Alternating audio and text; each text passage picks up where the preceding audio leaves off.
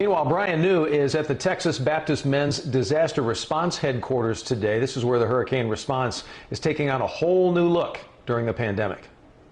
So volunteers here say they are loaded up and ready to deploy. And while the help may be the same this year, they say because of COVID-19, it may take a little longer and cost more. But we have everything packed.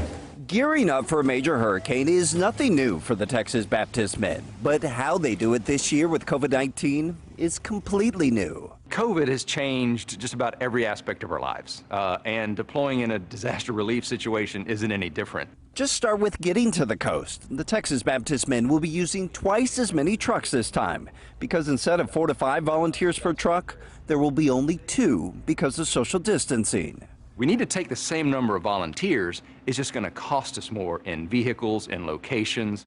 And that's just the start of the changes. If evacuations are needed, there'll be no large state shelters at convention centers.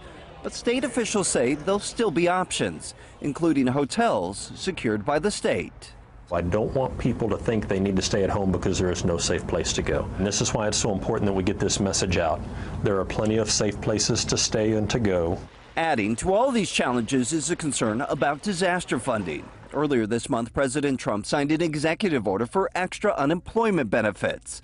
To pay for that, he's borrowing millions from FEMA's Hurricane Disaster Fund.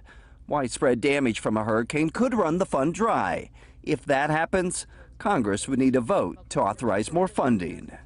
So in these situations, the state relies so much on volunteers from groups like the Texas Baptist Men as well as the Red Cross, and some have been concerned because many of these volunteers are of retirement age and thus high risk of the virus. But we've been told that's not going to be an issue.